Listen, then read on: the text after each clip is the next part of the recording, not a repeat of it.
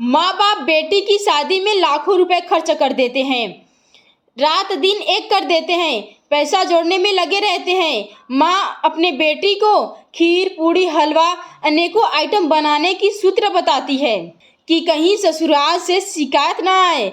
माँ संस्कार भी बताती है, सास व ससुर की सेवा करना, समय समय पर चाय भोजन नाश्ता पूछती रहना, पति के आज्ञा का पालन करना, अपने हिसाब से सब कुछ बताकर समझाकर बेटी की विदा कर देते हैं। लेकिन क्या बेटी किसी संशय में यानी दुविधा में हो तो वो क्या करेगी? जैसे पति किसी काम को बोल रहे हैं, आज शॉपिंग या मायके चलते हैं, लेकिन माँ समान सास व ससुर मना कर रहे हैं। ऐसी परिस्थिति में सास और ससुर की बात माननी चाहिए, पति के कहने पर भी नहीं जाना चाहिए। उस समय पति को विनम्रता पूर्वक अपने प्लान को कैंसिल कर देना चाहिए। ऐसा करने से घर में खुशियां बनी रहेंगी, इस बात का भी ध्यान दें।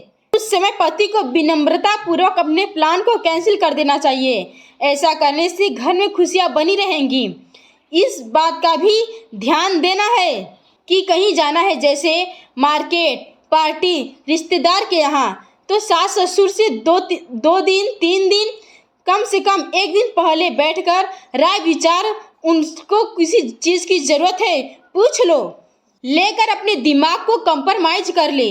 दिखा ना करते हुए अपने काम को करना चाहिए, उनके लिए गर्व की बात होगी।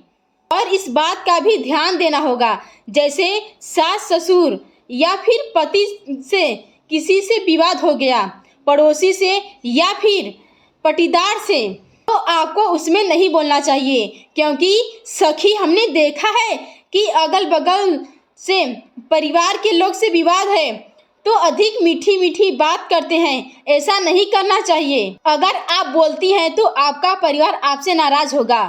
अगर विपक्ष आपसे पहले बोले तो विनम्रता पूर्वक हाँ या ना में जवाब देकर अपने काम में लग जाना, ये नहीं कि खड़े होकर गप्पे लड़ाने लगे। जवाब भी ऐसे दे जिसमें अहंकार न हो।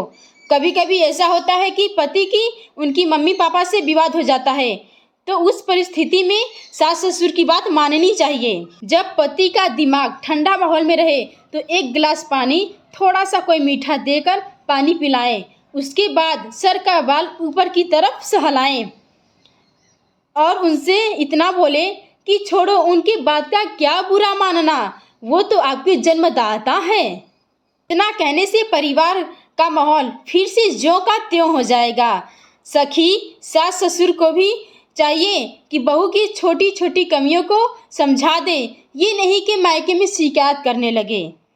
बहू कोई काम करे, जैसे बर्तन धोए जूठा लगा है, खाने में नमक ज़्यादा या कम, खाना में बाल आ जाना, ऐसी छोटी छोटी गलतियों को अपनी बेटी में छवि महसूस कर उसे समझाएं, वो आसानी से समझ जाएगी। ये नहीं कि तुम्हारे माँ बाप ने क्या सिखाए उनसे शिकायत करेंगे। ऐसा कहने से आपके घर में कलेश बढ़ेगी, अशांति आएगी।